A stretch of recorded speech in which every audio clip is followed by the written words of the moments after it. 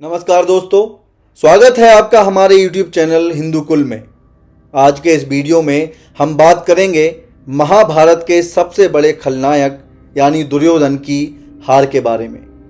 संभवतः आपके दिमाग में भी ये प्रश्न ज़रूर आया होगा कि जिसके पास 11 अक्षौहिणी सेनाएं हों, जिसके पास पूरे भारतवर्ष के सबसे महान योद्धाओं की फौज हो, जिसके पास गंगापुत्र भीष्म जैसा विश्व विजयी सेनापति हो, जिसके पास कृपाचार्य और अश्वत्थामा जैसे चिरंजीवी हों, जिसके पास आचार्य द्रोण जैसा गुरु हो, जिसके पास महारथी कर्ण जैसा धनुर्धर हो, आखिर वो योद्धा हारा क्यों? आज हम इसी रहस्य से पर्दा हटाएंगे। हम बात करेंगे दुर्योधन की वो 3 गलतियों के बारे में जो अगर वो नहीं करता तो संभवतः उसकी जीत निश्चित थी। त्रेता युग में हुए सबसे विनाशक और सबसे नरसंहारक युद्ध यानी महाभारत में ब्रह्मांड की सबसे बड़ी और ताकतवर सेनाएं अगर किसी के पास थीं तो वो था दुर्योधन। सबसे महारथी योद्धा भी इसी की सेना में थे और युद्ध का परिणाम लगभग युद्ध की घोषणा के साथ ही निश्चित भी हो गया था कि जीत तो दुर्योधन की ही होगी। लेकिन युद्ध के अंतिम दिन ये भविष्यवाणी पूरी तरह बदल गई थी। दुर्योधन हार चुका था। उसके सारे महारथी योद्धा वीरगति को प्राप्त हो चुके थे। सारी सेनाएं शवों के तीरों में तब्दील हो गई थीं और जब दुर्योधन अंतिम सांसें ले रहा था उस समय उसको अपनी भूलों का, हार के कारणों का अंतिम झलक थी। रणभूमि में जब भीम ने उसकी जंघा तोड़ी और वह धरती पर धराशायी हुआ तो वह खुद से बातें कर रहा था, पर उसके होठों से शब्दों की धार सिर्फ धीरे धीरे बह रही थी। जब भगवान श्री कृष्ण ने उसे यूं बड़बड़ाते देखा तो वो उसके मुंह के पास अपना कान लेकर गए। तब उसने अपने अंतिम समय में श्री कृष्ण को देखते हुए कहा, मैंने महाभारत में 3 बड़ी गलतियां की और इन्हीं गलतियों के कारण मेरी पराजय हुई है। श्री कृष्ण मुस्कुराए और उसकी ओर ध्यान देकर कहा, आखिर तुम कहना क्या चाहते हो दुर्योधन? तब दुर्योधन ने श्री कृष्ण से शांतिपूर्वक कहा, हे वासुदेव, मेरी पहली और सबसे बड़ी गलती यह थी कि मैंने युद्ध में आप अर्थात नारायण के स्थान पर आपकी नारायणी सेना को चुना।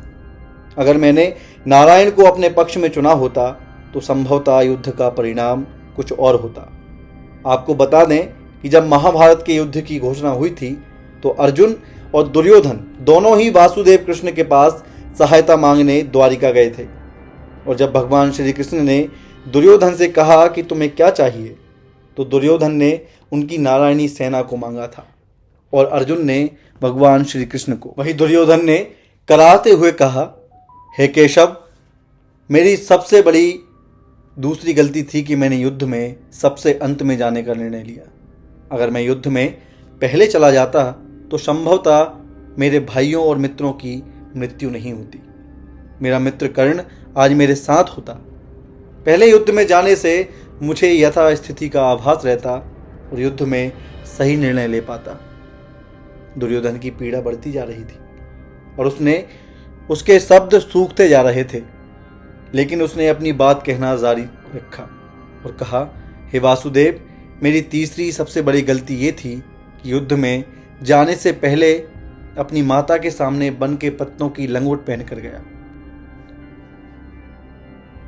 अगर मैं युद्ध में जाने से पहले पूर्ण नग्न होकर गया होता तो किसी योद्धा में यह सामर्थ्य नहीं था कि मुझसे लड़ सकता और आज मेरी यह स्थिति नहीं होती।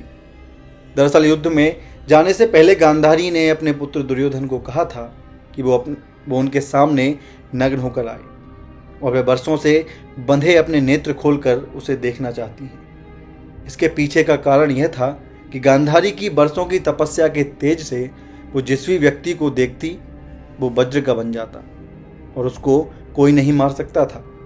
लेकिन जब दुर्योधन गांधारी के पास जा रहा था तब श्री कृष्ण ने उसे अपनी माता के सामने नग्न जाकर पत्तों की लंगोट में जाने का सुझाव दिया और उसने ऐसा ही किया, जिससे उसकी जंघाओं पर गांधारी की दृष्टि नहीं पड़ी और दुर्योधन का वो हिस्सा वज्र का नहीं बन पाया और भीम ने उसकी जंघाओं पर प्रहार करके उसे धराशाही कर दिया। जब दुर्योधन यह सब कह रहा था तब भगवान श्री कृष्ण मुस्कुराते हुए विनम्रता से दुर्योधन की बातें सुन रहे थे। सारी बातें सुनकर श्री कृष्ण ने कहा, हे दुर्योधन, तू मृत्युशैया पर पड़ा है, तू युद्ध हार गया है।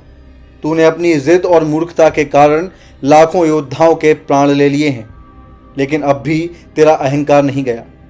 जो तूने अपनी गलतियां मानी हैं, असल में वो गलतियां युद्ध के हार का कारण नहीं हैं दुर्योधन। तेरी हार तो उसी दिन निश्चित हो गई थी जिस दिन तूने अधर्म का रास्ता अपनाया था। दुर्योधन, तू उसी दिन हार गया था जब तूने छल से पांडवों का राजपाट छीना था। अरे मूर्ख, तेरी पराजय तो उसी दिन लिख दी गई थी जिस दिन तूने अपने ही कुल की बधू का वस्त्रहरण करवाया था।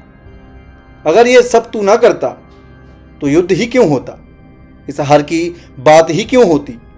आज तू अपने प्रियों को गवाकर यहाँ मृत्यु की प्रतीक्षा ही क्यों कर रहा होता। तूने खुद अपने कर्मों से अपना भाग्य लिखा है और उसका परिणाम यह है कि तेरे प्रिय भी तेरे अंत समय में तेरे पास नहीं है।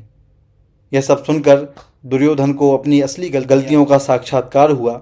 तो दोस्तों, आपको यह कहानी कैसी लगी कमेंट करके हमें अवश्य बताएं।